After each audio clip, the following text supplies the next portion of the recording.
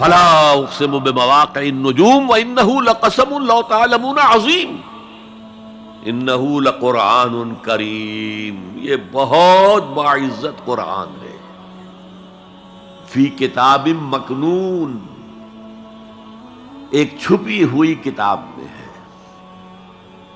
لا یمسہ الا المطہرون، اسے چھو ہی نہیں سکتے مگر انتہائی پاک ہستیاں۔ اس کے کیا معنی ہے؟ پہلی بات تو ہمیں معلوم ہو گئی، مراد فرشتے ہیں، بے ایدی سفرۃ کرام بررہ، اسی کی شرح ہو رہی ہے نا۔ اسی سے ایک فقہی مسئلہ نکالا گیا کہ بغیر وضو کے ہاتھ نہ لگاؤ، لیکن اس کا اصل مفہوم کیا ہے وہ سمجھیے۔ قرآن کی روح تک کوئی نہیں پہنچ سکتا جب تک کہ تزکیہ نفس نہ ہو گیا۔ اگر حب مال، حب دنیا، حب جاہ، حب شہرت، اگر یہ تمام محبت میں دل سے نکل نہ جائیں تو قرآن کی روح تک آپ کی اپروچ نہیں ہوگی۔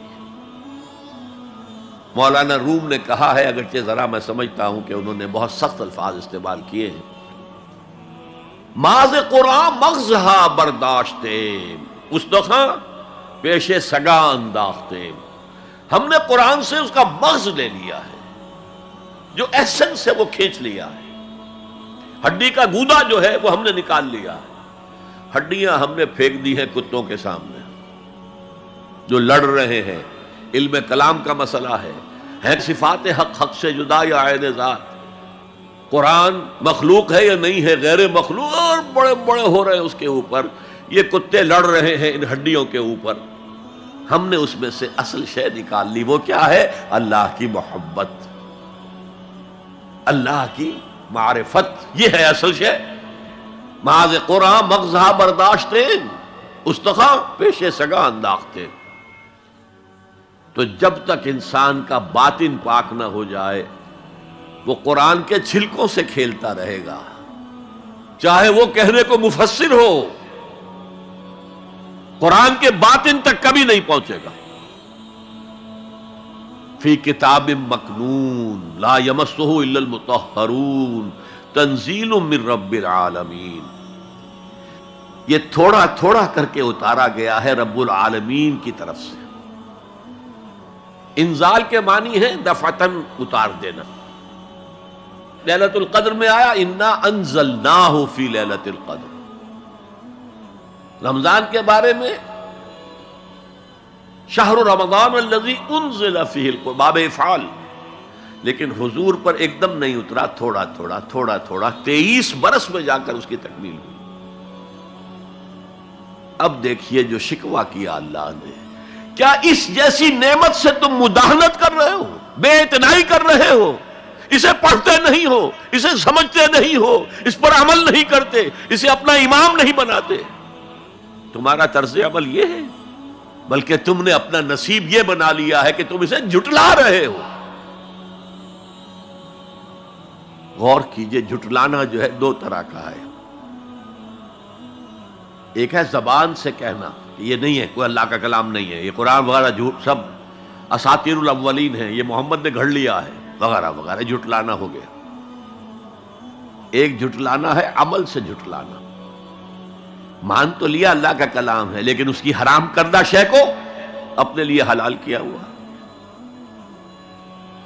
حدیث نبوی ہے ما آمن بالقرآن من استحل محارمہ، اس شخص کا قرآن پر کوئی ایمان نہیں ہے جو اس کی حرام کردہ چیز کو اپنے لیے حلال ٹھہرا لے۔ اس اعتبار سے غور کیجئے، اور اس کی مثال بھی دی ہوئی ہے سورہ جمعہ میں، مثل الذین حملوا التوراۃ ثم لم يحملوها كمثل الحمار يحمل اسفارا بئس مثل القوم الذین کذبوا بآیات اللہ واللہ لا يهدی القوم الظالمین۔ مثال ان لوگوں کی جو حامل تورات بنائے گئے تھے اور پھر انہوں نے اس کی ذمہ داری کو ادا نہیں کیا، اسے قائم نہیں کیا، اس کے احکام پر عمل نہیں کیا۔ جیسے فرمایا ہے سورہ اعراف میں قل یا اہل الکتاب، کہہ دیجئے اے نبی صلی اللہ علیہ وسلم، اے کتاب والو، لستم علی شیء حتی تقیموا التوراۃ والانجیل وما انزل الیکم من ربکم، تمہاری کوئی حیثیت ہماری نگاہ میں نہیں ہے، تمہارا منہ نہیں ہے کہ ہم سے دعا کرو جب تک کہ تم تورات اور انجیل کو اور جو کچھ نازل کیا گیا تمہاری طرف اسے قائم نہیں کرتے۔ آج اللہ ہماری دعائیں نہیں سنتا،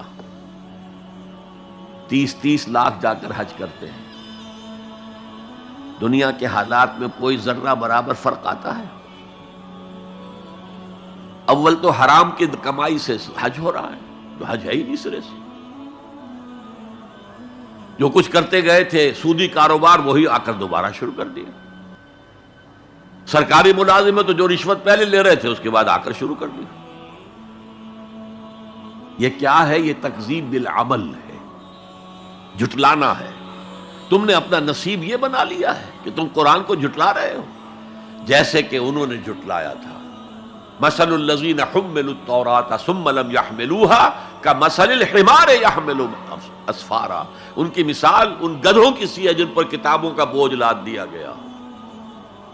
مکالمات فلاں تم گٹھڑی باندھ کر گدھے کے اوپر رکھ دیجئے تو کیا وہ واقعی منطقی اور فلسفی بن جائے گا؟ یہ مثال اللہ دے رہا ہے۔ اور یہ مثال کیوں دی گئی ہے؟ اس آئینے میں ہمیں ہماری تصویر دکھائی گئی ہے۔